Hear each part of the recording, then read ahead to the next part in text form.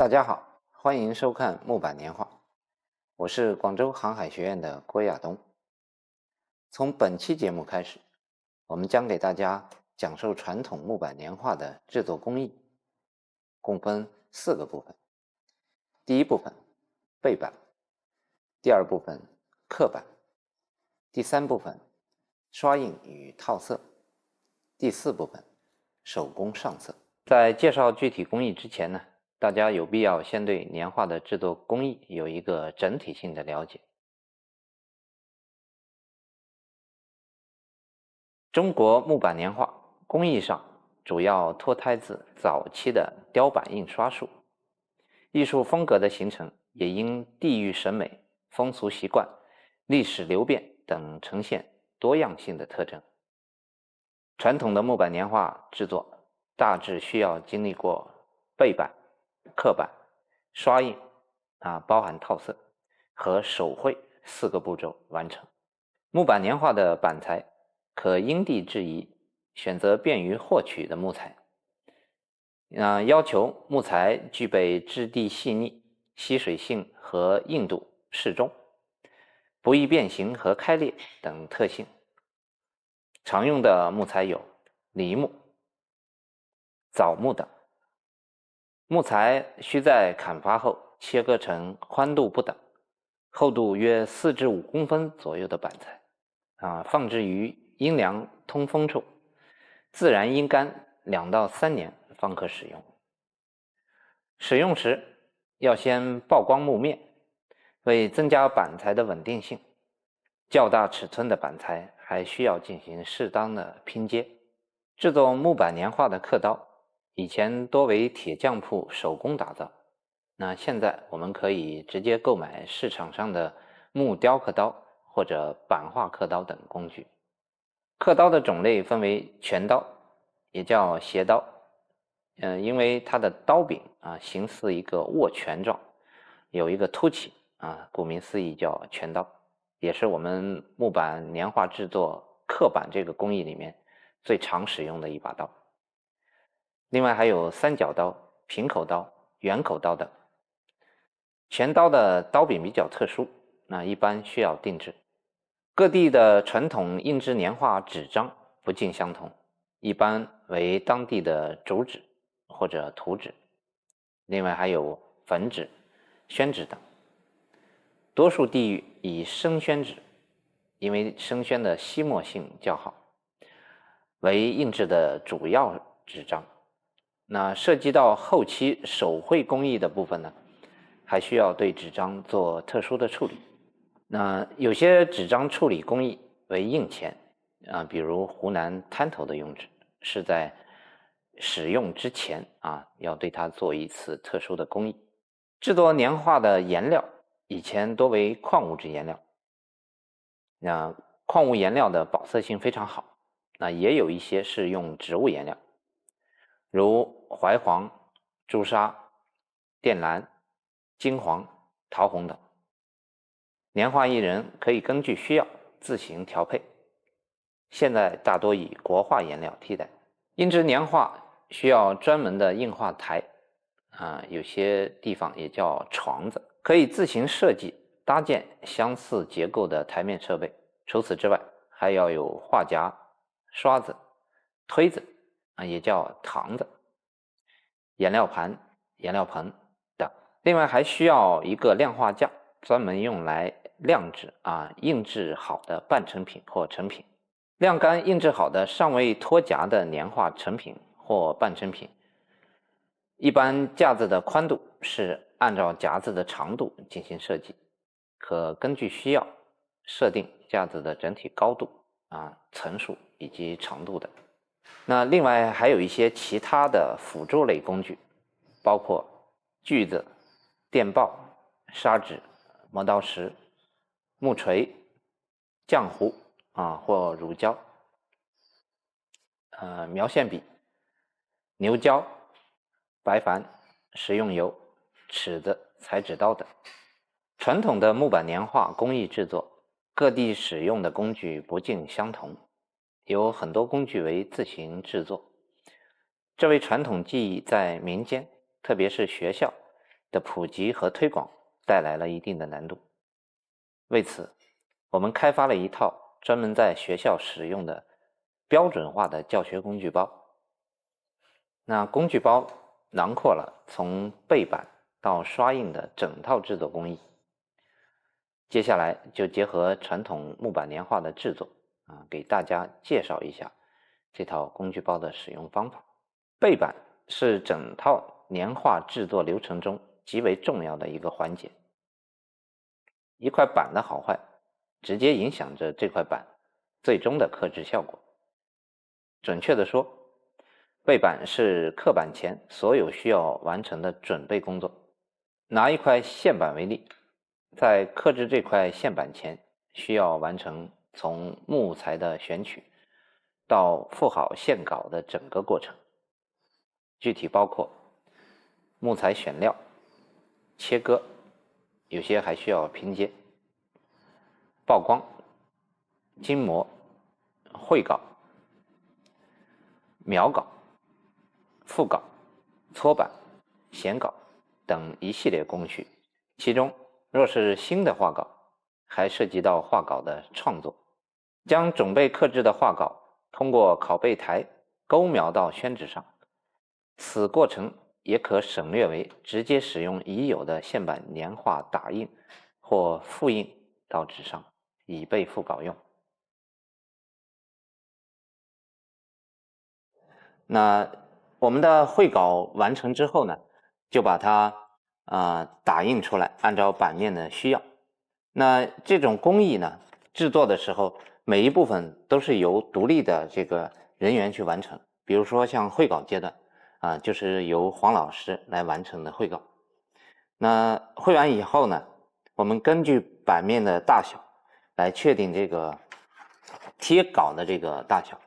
这是我们打印出来的一个打印稿那这个连年有余这个年画的原型，就是我左侧这个画夹上这个天津杨柳青的连年有余，这是他们的原画那这是一个半套色状态的还没有完成的年画，后面还有手绘部分。那打印稿出来以后呢，我们第一步要处理版面，要将这个版面的这个刻印面呢打磨的足够的光滑平整，以便于贴稿。那接下来我就来演示这个打磨的过程。这个是砂纸我们在这个版面上面像画圈画圈，不要一个方向打，整体打磨。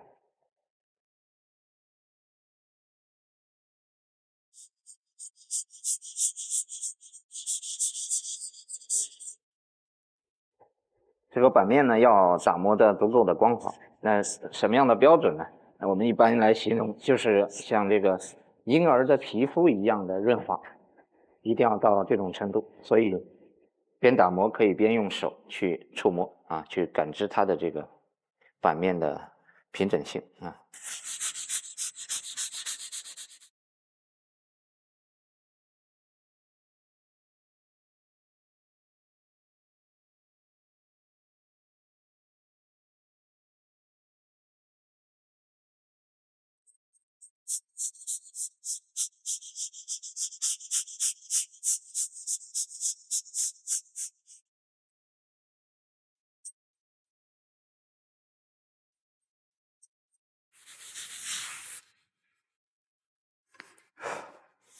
好，版面差不多打磨好之后呢，用手去感知一下就可以把版面的这个木屑用毛巾把它擦拭干净。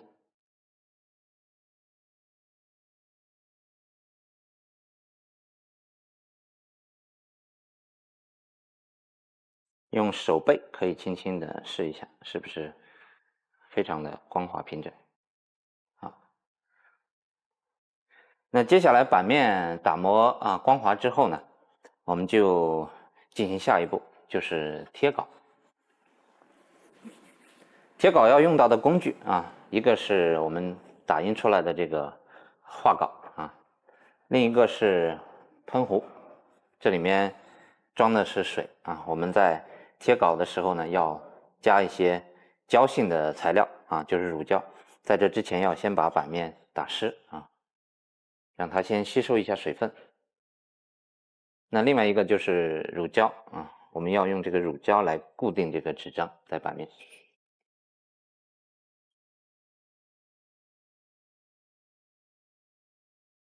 那在贴之前，我们将这个画稿反向放置在板面，测试它的基础位置。我可以先将画稿的下边折叠一下，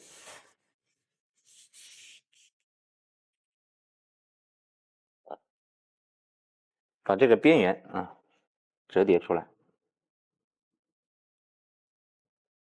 另外一边，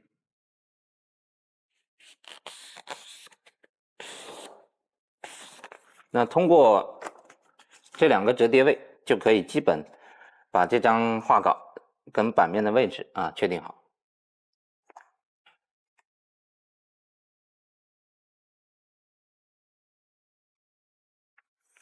好，接下来我们来润板。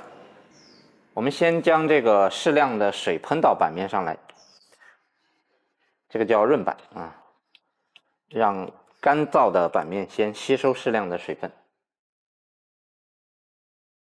之后再涂乳胶。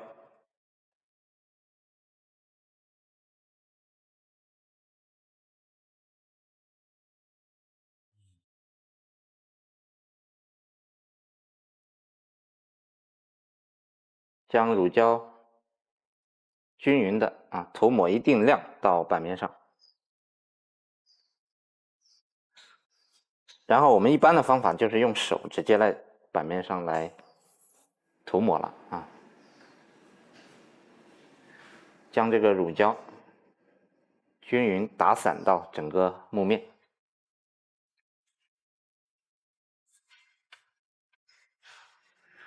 适量的乳胶，不要太多如果过多会影响贴的效果，如果不够还可以继续加。先将这个胶均匀的分散到整个板面。好，为了增加这个乳胶跟板的这个粘合性，我们再用这种方法就是画圈的方法，给它以适当的压力，让乳胶能够尽量被板所吸收、渗透，给一定的压力。那这个乳胶跟板面的这个关系到达什么样一种程度是恰到好处呢？就不多不少呢？就是乳胶在板面上感觉像蒙了一层淡淡的霜雾，能够看到少许的木纹不要完全覆盖住。如果覆盖的太多乳胶太多，在刻板的时候就会起白边。如果太少没有覆盖到，没有这种雾状的白色的这个颜色，那贴稿的时候这个稿容易贴不牢，在搓板的时候容易把稿子搓起来，大概是这样一种效果好，胶上好以后呢，我们就可以来贴稿，把刚才折好的这个绘稿按照准确的位置跟板进行对齐。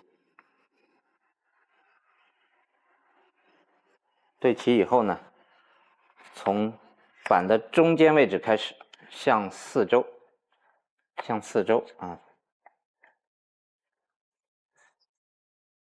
去施加压力。如果手上有汗或者湿的话，最好还是用毛巾干燥的毛巾，从中间开始向四周去施压，这样可以保证整张绘稿在板面的一个平整性，不要起褶皱。给适当的压力为的是这个绘稿和板面贴合的比较牢固。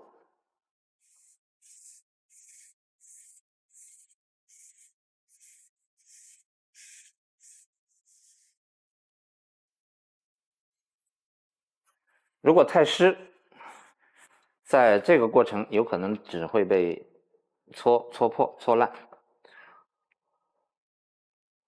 如果太干呢，也容易粘不牢。还有就是注意在这个过程中，如果中间有气泡产生，一定要将它赶出去。好，这一步的工序就到此为止啊。接下来我们要静等这块板晾干啊，大概需要花2到3个小时以上啊。有些时候为了增加这个稿子的稳定性，我们也会让它放一晚上，过一晚上啊，过一个夜，达到一定足够的时间长度，才可以进行搓稿这步操作。好，贴稿呢也叫复稿。那复稿完成之后呢，我们要把它放在阴凉通风的地方，放置2小时以上啊。那最好能够放置半天啊，或者说过一晚，这样它会稳定性会更好。那切记在太阳下暴晒啊，我们不是说图快啊，为了让它快速干啊，就放到太阳下，这样不合适啊。那放置完成以后呢，就可以进行下一步操作，也就是搓稿。也就是说，要把这张纸的背面这一层搓起来，把印有图像的那一面贴到这个板面上去啊，以方便我们进行刻制。我们看这个薄薄的一张纸啊，其实它有很多层，我们肉眼看不到，但是可以通过搓稿的这个过程反映出来。我们具体来看一下这个工艺啊。在搓稿之前呢，我们还是要把这张纸打湿，给它背面喷水，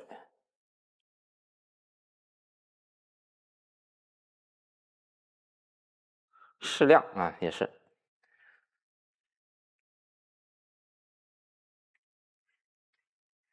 抹均匀，让它稍微吸收一下。那背面的纸湿润过后呢，就变得比较柔软。我们可以在纸的边缘的位置开始接第一层，看这张纸就被一分为2了。这就是纸的层次，这层很好接啊。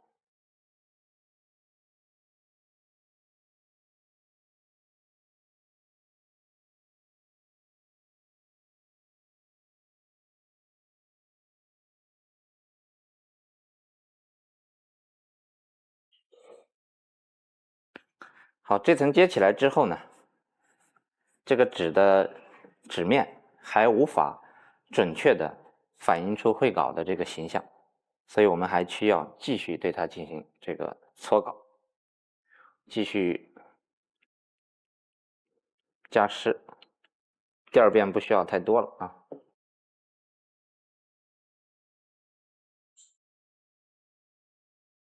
我们试着从板面的一个角开始啊，我们从刚才纸从这边往过接，我们就从反向搓第2层。这个是通过实践总结出来的经验啊，纸其实也有方向的。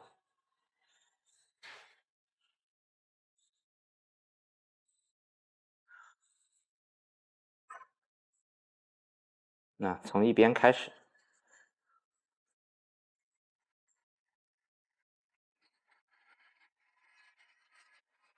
后面的这层纸稿就要细心啊，细心一点。它不像第1边稿那么容易啊下来。在搓的过程中，如果纸干燥了啊，适当的时候给它继续加水。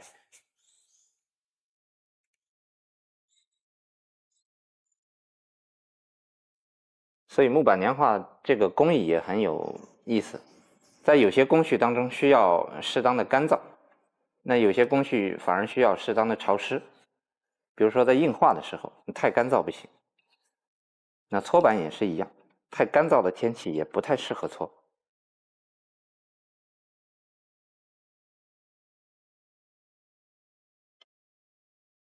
跟洗澡一样啊。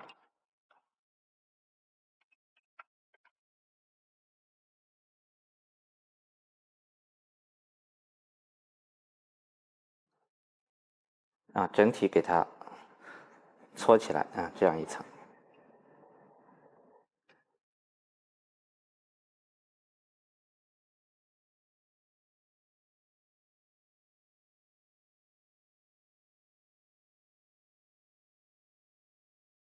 好，我把它清理一下。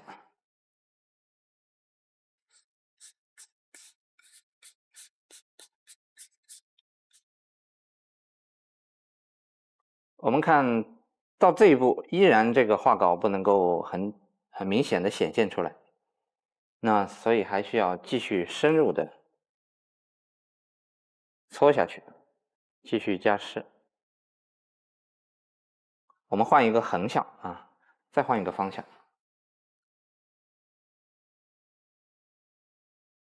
横向来搓，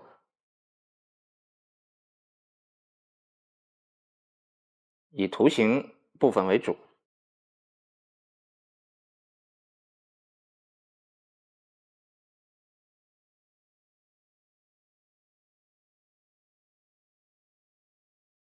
需要注意的是要慢，不要过于着急啊，要让稿子迅速的显出来，这样的话很容易把稿子给搓掉，一定要慢，手上的力量要控制好。那搓稿到这一步，画稿才会慢慢的显现出来。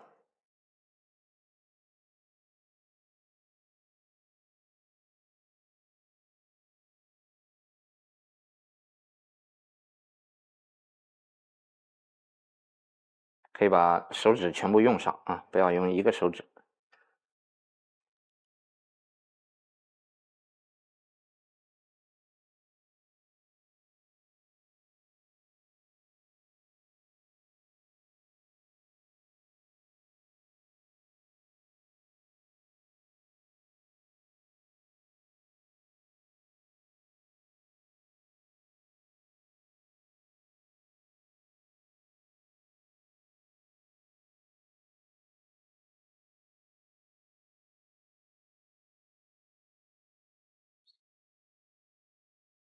我们看这次搓完之后，画稿开始慢慢的显示了，但是依然不够啊。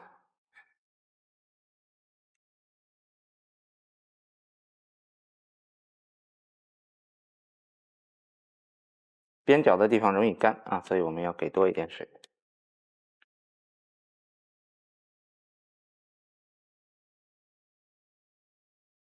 手的力量去感知这个纸面的湿润度，如果比较偏潮湿，用力要小；如果偏干燥，可以适当的加力，但前提是都不能把稿搓掉啊。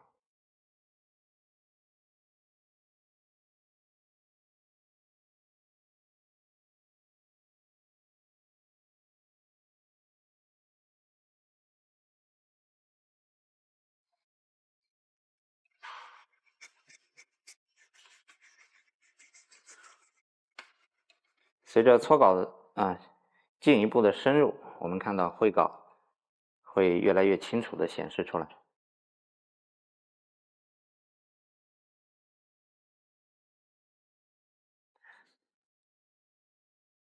所以搓稿急不得啊，它也是一个渐心和渐性的过程，我们要耐得住性子，这也是传统工艺的一个特点。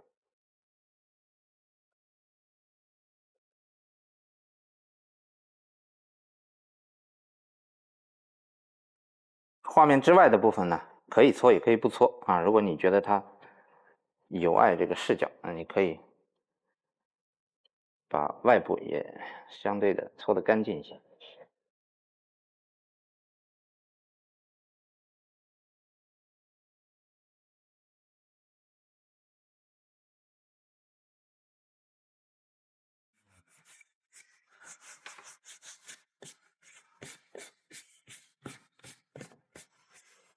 那我们再看啊，当前的效果就接近于完成。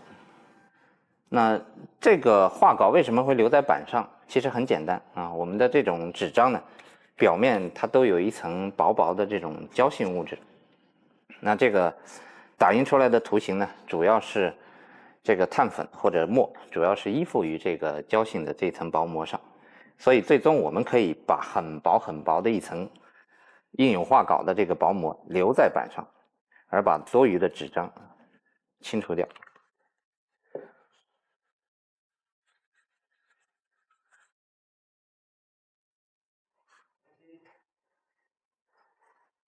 好，这个搓的差不多了，大家看一下这个效果啊。这画稿基本上可以说比较清楚了啊。那按照这个效果，我们就可以往下一步刻板啊来进行。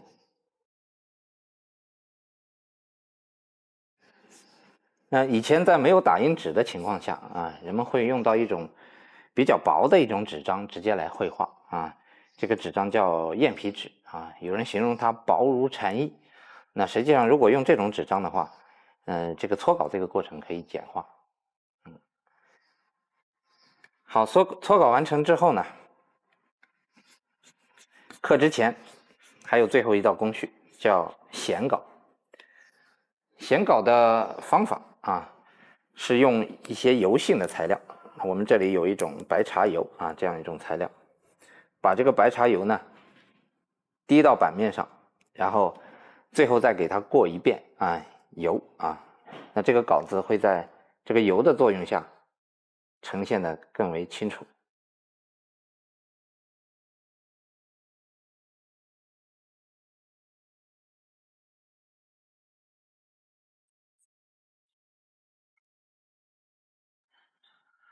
均匀的涂抹到绘画部分就可以了。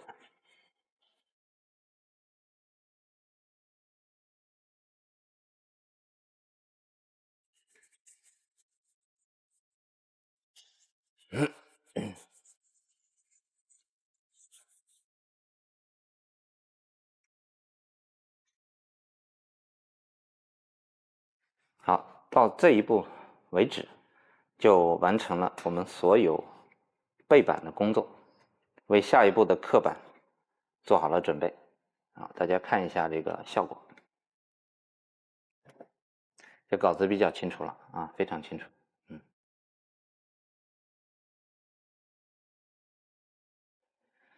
传统的这个复稿和搓板啊，工艺流程比较复杂啊。那我们在实践教学的过程中，慢慢摸索出来一套比较简易的方法，也在这个机会啊给大家分享一下。我换一块新的板。我们看我手上的这个稿子，那这个稿子实际上是一种现代的一种新的印刷技术。那它使用的这种方式啊是水转印。那我们就是结合了水转印的这种技术啊，把它再结合传统的这个复稿以及搓板这个工艺啊，然后做了一个简化的处理。我们看一下具体这个工艺啊是怎么样去实施的。它的简化在搓稿这个过程主要是啊，这种水转印技术呢，它很方便，你只需要把这层膜撕下来，然后贴到板上。那黑色的墨的部分，实际是有粘性的一种胶质物，它可以直接粘到板上。我们把位置对好，不需要加乳胶啊，也不需要喷水，给点压力啊。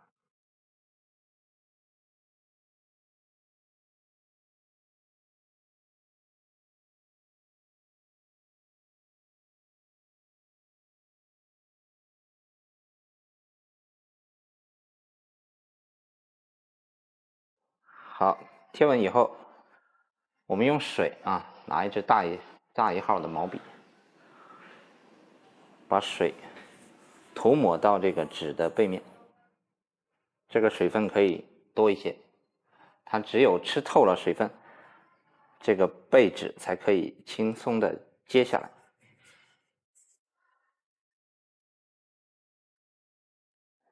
在这个过程中可能会起皱啊，要用手把它压稳。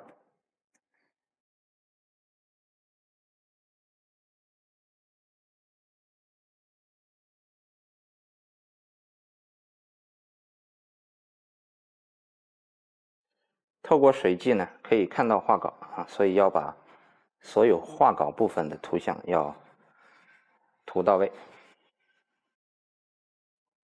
涂完以后用手轻压，把画稿再跟版面贴合一次，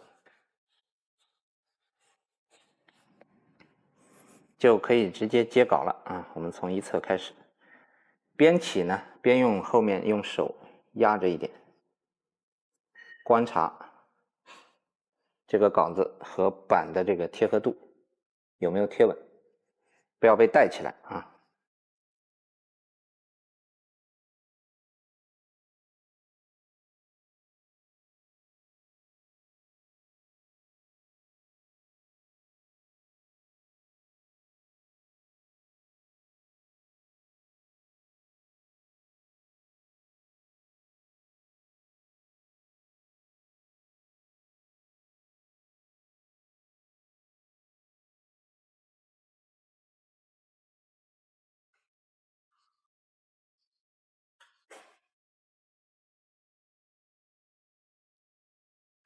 好，那这种方法贴的过程非常简便，但是它需要晾制比较长的时间。由于这种胶质物，它这个干燥至少需要我们测试至少需要10多个小时也就是尽量给它放置1天的时间第二天再刻就可以了。在我们这次的工艺示范当中呢，我们选择了一幅天津杨柳青的年年有余，就我左侧的这幅画，我们做了一个简化版的年年有余给大家来做一个工艺的演示。那这幅画呢，是一个半成品的一个套色版的年画，因为天津杨柳青的年画后面还涉及到一部分手绘工艺，所以真正的完成版的这个年画的效果是另外一副模样民俗不虚，有口传即习为，年画不假，皆满载情感和精神。本期节目就到这里，感谢大家收看，我们下集再见。